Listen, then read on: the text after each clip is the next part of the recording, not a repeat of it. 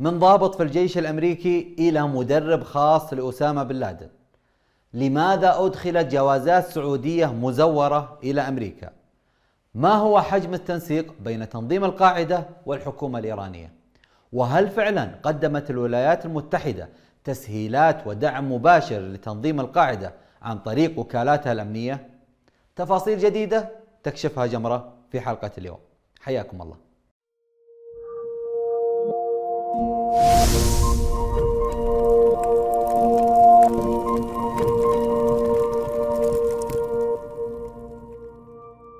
أهلا وسهلا ومرحبا بكم. ذكرت في إحدى حلقات جمرة سابقا أن هناك ضابط بالمخابرات الأمريكية كان من الداعمين الرئيسيين لتنظيم القاعدة، بل من أهم عناصر. وفي هذه الحلقة نبغى نبدأ معكم قصة هذا العميل من ولادته ثم عمله في أمريكا ثم انتقاله لأفغانستان حتى أصبح المدرب الخاص لأسامة بن لادن. لذلك مدة حلقة اليوم أطول من الحلقات السابقة لأن فيها معلومات وتفاصيل دقيقة من الصعب تجاوزها. الله يحييكم. ولد علي محمد في كفر الشيخ بمصر عام 1952. والده كان عسكري بالجيش المصري. بعد تخرج علي من الثانوية العامة عام 1970 التحق بالكلية العسكرية بالقاهرة، وبعدها أكمل تعليمه الجامعي وحصل على شهادتين بالبكالوريوس وشهادة أخرى في الماجستير بعلم النفس من جامعة الإسكندرية. يحمل إلى جانب اللغة العربية عدة لغات من ضمنها العبرية، الفرنسية، الإنجليزية، وواصل التقدم بالرتب العسكرية حتى وصل لرتبة رائد بالجيش المصري. مؤهلات علي محمد جعلته يعمل كضابط مخابرات في القوات الخاصة بالجيش المصري، وكان يكلف ببعض المهام بحماية الدبلوماسيين المصريين في الخارج. التحق علي بعد ذلك ببرنامج ابتعاث خاص لضباط الاستخبارات في قاعدة فورت براغ في نورث كارولينا بأمريكا عام 1981، وقضى هناك 4 أشهر حصل فيها على دبلوم. لكن في إحدى الأيام أثناء تدريبه حصل اجتماع بينه وبين عدة أفراد يعملون في CIA لمحاولة تجنيده. اللي صار رجع من أمريكا. في نفس العام انضم لجماعة الجهاد الإسلامي المسؤولة عن اغتيال السادات. وفي عام 1984 وبعد عدة تقارير وملاحظات من زملائه بالاشتباه أنه يحمل أفكار متطرفة تم فصله من الجيش المصري في مارس عام 1984. بعد فصله من الجيش اقترح عليه أيمن الظواهري بالعمل في الخطوط الجوية المصرية في مجال الأمن والسلام، ولكن في وقت قصير جدا أصبح مستشار. هذا العمل مكنه من نقل المعلومات الحساسة في إجراءات الأمن والسلامة من شركات الطيران في المطارات إلى أعضاء جماعة الجهاد الإسلامي. في عام 1984 اختطف مدير مكتب CIA ببيروت. هذا جعلهم يكثفون عمليات التجنيد لأفراد من الشرق الأوسط. بنهاية عام 84 ذهب علي محمد للسفارة الأمريكية بالقاهرة وعرض خدماته عليهم، وفعلا قرروا يوظفونه عندهم كمخبر، وقالوا له سافر إلى ألمانيا في مهمة مراقبة خلية تابعة لحزب الله في أحد مساجد هامبورغ في ألمانيا. وأول ما دخل المسجد قال ترى الأمريكان أرسلوني عشان أراقبكم، انتبهوا. اللي ما كان يعرفه علي محمد أن الإمام أصلا كان مخبر للأمريكان، وعلى طول بلغ الأمريكان عن علي محمد. ونتيجة لتسرب هذه الحادثة بين عدة وكالات أمنية أمريكية تم وضع علي محمد على قائمة المراقبة لدى الخارجية الأمريكية، وبذلك تم منع دخوله إلى أمريكا. ولكن في سبتمبر من العام نفسه أي عام 85 تقدم علي محمد للحصول على تأشيرة أمريكية رغم المنع، لكن منحوه تأشيرة الدخول. في طريقه إلى الولايات المتحدة على متن رحلة TWA المتوجهة من أثينا إلى نيويورك تحديدا في سبتمبر عام 85 جلست بجانبها امرأة تدعى ليندا لي سانشيز أمريكية الجنسية. تعرفوا على بعض وبعدها ب6 أسابيع تزوجوا في كنيسة داخل ولاية نيفادا. ثم في 15 أغسطس عام 1986 لم تنتهي معاملته للحصول على الجنسية بعد، إلا أنه قدم على الجيش الأمريكي، وبالفعل تم تجنيده في الكتيبة الرابعة في قاعدة فورت جاكسون في ولاية جنوب كارولينا. وأثناء التدريبات أظهر علي محمد قدرات بدنية عالية بالإضافة لتميزه بتمارين الرماية.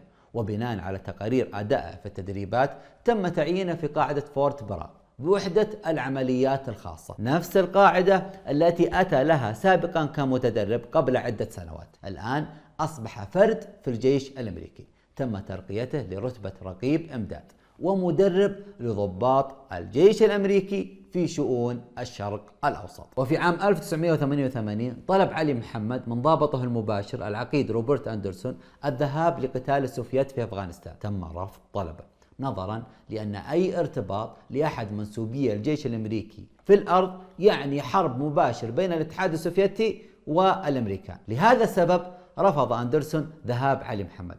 بعد ذلك طلب علي محمد إجازة أنه يرغب بالذهاب لباريس وتمت الموافقة عليها. لكن علي ذهب لأفغانستان لمدة شهر ثم عاد لأمريكا وأحضر معه حزامين انتزعهما حسب كلامه من جنديين سوفيت. قال أنه قتلهما واستعرض بهما بهذه الحزامين أمام زملائه الأمريكان حين عودته. كذلك قام بإهداء أحدهما لضابطه المباشر العقيد أندرسون. ضابطه المباشر قام بإعداد تقرير عن الحادثة ورفعه للقيادة، ولم يتم الرد على تقريره أو التعليق عليه أو حتى متابعته. وعاد علي لاستكمال مهامه في قاعدة فورت براغ وكأن شيئا لم يكن. في هذه الأثناء كان علي يزور باستمرار مكاتب مركز الكفاح الذي أدرج على قوائم الإرهاب لاحقا، ليقابل كل من مصطفى شلبي، عمر عبد الرحمن الزعيم الروحي لجماعة الإسلامية المصرية، ويقوم بتمرير معلومات سرية للجماعة من داخل قاعدة فورت براغ، ويعمل على تأسيس خلايا للجماعة الإسلامية داخل الولايات المتحدة، ويشرف على تدريبها وتأسيسها شخصيا. اتدرب علي محمد في نيويورك في تلك الفترة كل من سيد نصير، محمود أبو حليمة، خالد إبراهيم وآخرين. كان يجتمع علي محمد معهم في مسجد السلام في نيويورك. بعد ذلك يتجهون لميادين رماية يتدربوا على استعمال الأسلحة. كل هذه التحركات كانت مرصودة من قبل مكتب التحقيقات الفيدرالي الFBI، تحديدا مكتب نيويورك. وهناك عشرات الصور استمرت مراقبة تحركاتهم من 2 جولاي عام 1989 إلى 23 جولاي عام 1989. لكن تم إصدار أمر مفاجئ بعدم مراقبة علي محمد. وفي 9 من نوفمبر عام 1989 استقال علي محمد من الجيش رسميا، وأشاد الجيش الأمريكي بأعماله، إذ وصف ما قام به علي محمد بالبسالة والوطنية والإخلاص والعمل المتقن، ولا زال اسمه على قائمة الشرف حتى هذه اللحظة. بمعنى أن المجمع العسكري الأمريكي وصف جميع المصائب التي ارتكبها علي محمد بالعمل المتقن. الغريب أنه بعد عدة أشهر، وتحديدا في 5 نوفمبر عام 1990، قام أحد الأشخاص الذي كان يجتمع به علي محمد ويدعى سيد نصير باغتيال مائير كهانة اليهودي المتطرف داخل إحدى فنادق منهاتن بنيويورك. وبعد اعتقال سيد نصير وتفتيش شقته، عثر على وثائق سرية تحتوي على ملاحظات كتبت بخط يد علي محمد. ومرة أخرى لا يتم التحقيق مع علي محمد حول هذه القضية. بعد استقالة علي محمد من الجيش بشهر، قام بتأسيس شركة وهمية في مقر سكنه في ولاية كاليفورنيا، تقدم خدمات استشارات تقنية وعسكرية بالتعاون مع شخص آخر يدعى خالد أبو الذهب، يعمل كمدرب طيران. فصار يسافر إلى أفريقيا، باكستان، وأيضا أفغانستان. في تلك الفترة التقى بأسامة بن لادن والظواهري عدة مرات، اعجبوا بشخصيته حتى أصبح علي محمد المدرب الخاص لأسامة بن لادن. والشخص الآخر اللي هو خالد أبو الذهب يقوم بتدريب أعضاء التنظيم على استخدام الطائرات. كل ذلك عزيزي المشاهد تم رغم الرقابة اللصيقة من الFBI والCIA وعدة وكالات أمنية. ما علينا.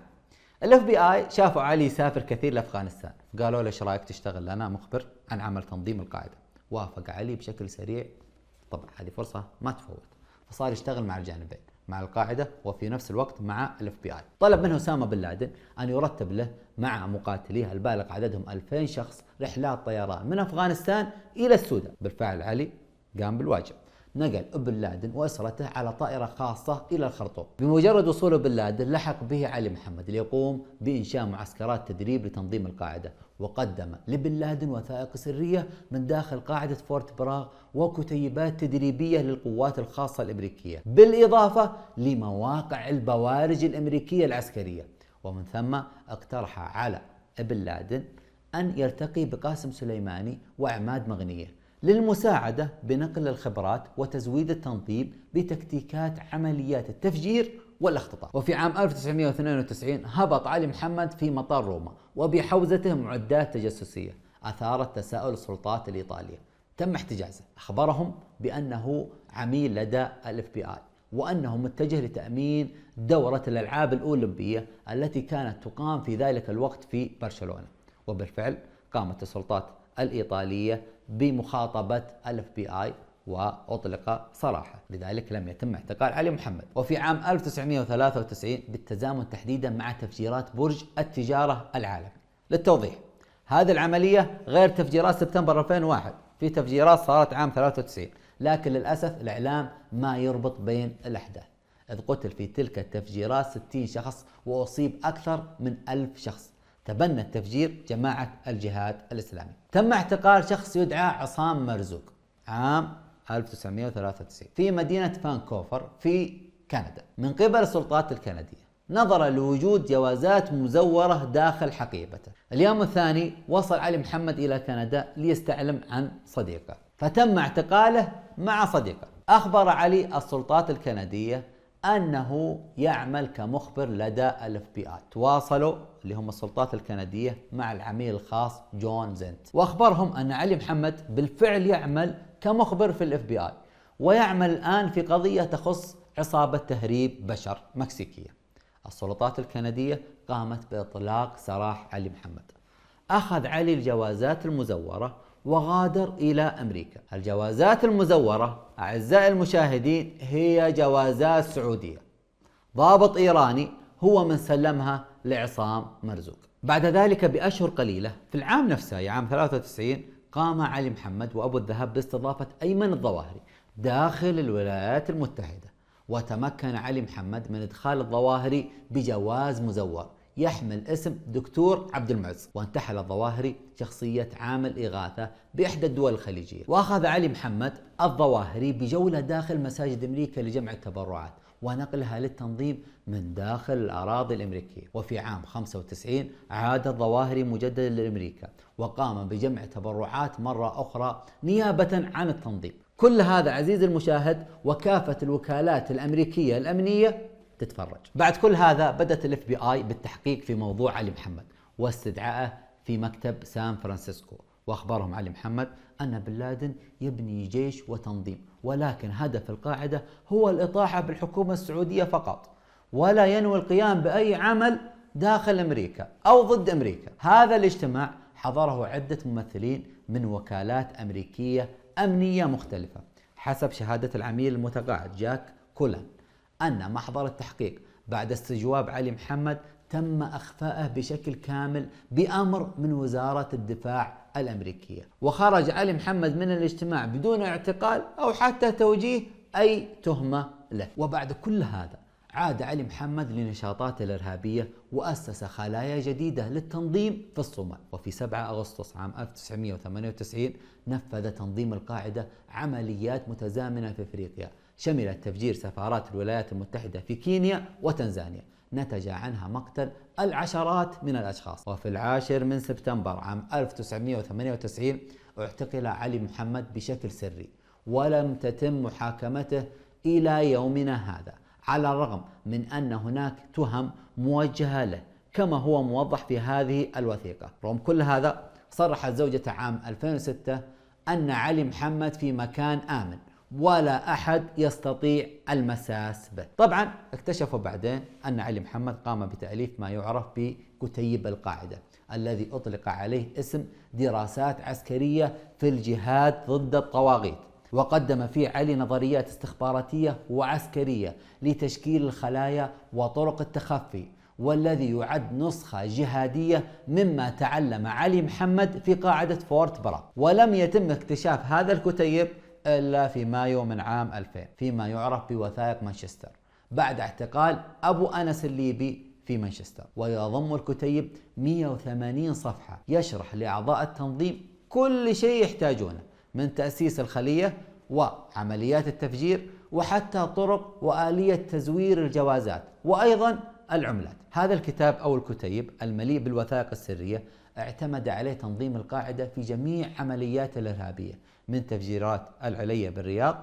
والسفارات الأمريكية في أفريقيا إلى المدمرة كول، وأخيرا تفجيرات 11 من سبتمبر. ختاما نستطيع القول أن من وضع اللبنة الأساسية لتنظيم القاعدة ومكنه ودربه ووفر التدريبات والمال والسلاح للتنظيم هو أحد منسوبي الجيش الأمريكي، وعمل أيضا في مخابراتها، بل أن أجهزتها الأمنية وفرت له الدعم والحماية. لا نستطيع الجزم إن كانت أمريكا تقف خلف تأسيس التنظيم، ربما لأهداف أبعد، ولكن هناك حكمة تقول: أخطر الأشخاص هو من يسمح لك بصفعه ليبرر للآخرين لماذا قام بتهشيم عظامك. فهل سمحت أمريكا لتنظيم القاعدة بصفعها لتبرر غزو العراق وأفغانستان، أم أن هناك أسباب أخرى؟